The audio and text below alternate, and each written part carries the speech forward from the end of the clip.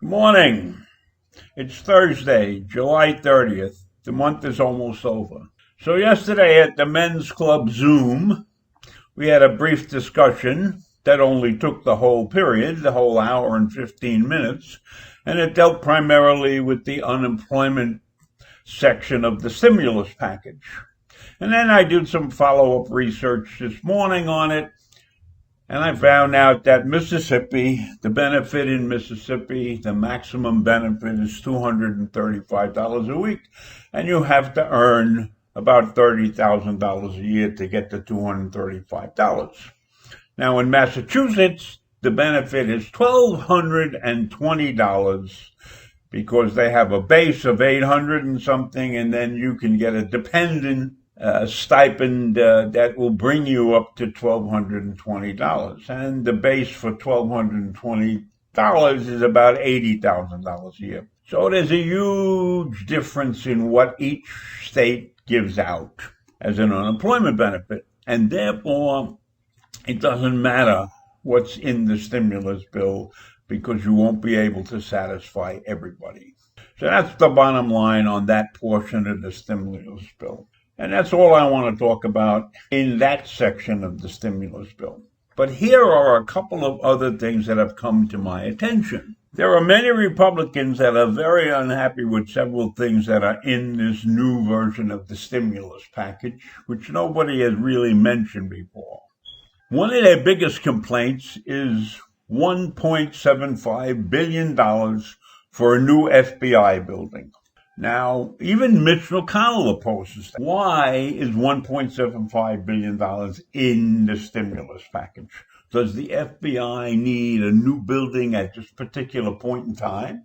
$1.7 billion is not exactly chump change. So what is the reason to stick that in the package? Do we have to have it?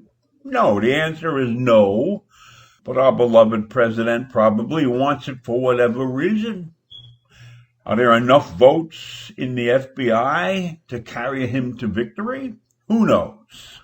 And in addition to the $1.75 billion for the FBI, there's a controversial $8 billion for the Department of Defense, including funds that would go toward the military programs in order to pay for the Trump administration's southern border wall. So now, in the middle of all of this, we have the southern border wall to be paid for out of the stimulus package. $8 billion worth of money.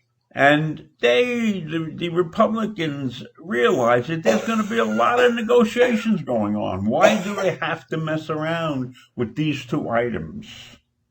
Almost $10 billion for two items that really don't affect stimulus package at all. What's the point? Is that $10 billion going to put people to work or anything? No, it's a bullshit thing.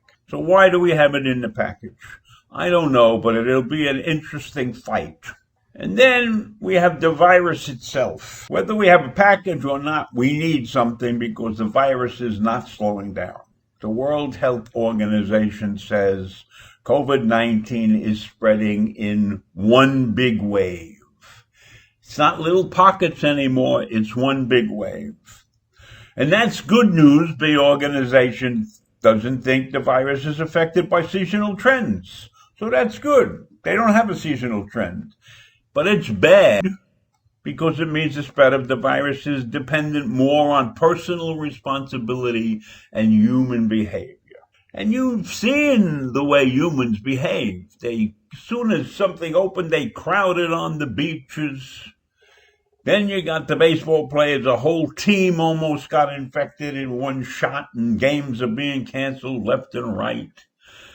And people don't want to wear a mask. It's an infringement on their freedom, but they don't want to take any responsibility for their actions.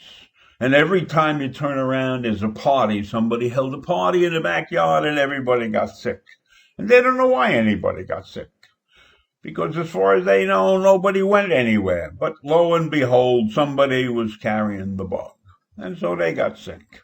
And then the president goes and promotes the crazy ideas of this lunatic so-called medical expert who believes in witches and demons, Stella Emanuel.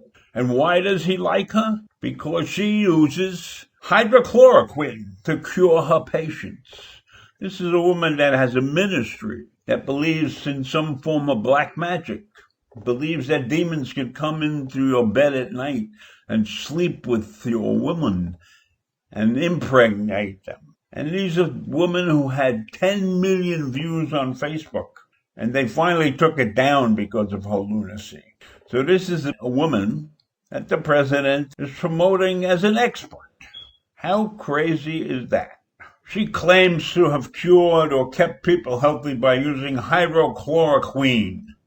That's Trump's favorite drug. So she claims to use that on her patients. And she said she had 350 patients come through her office and nobody got sick because she gave them this damn hydrochloroquine. So Trump and Trump Jr. are promoting the crazy ideas of a witch doctor as a cure for COVID-19, just based upon the fact that this woman claimed to use hydrochloroquine.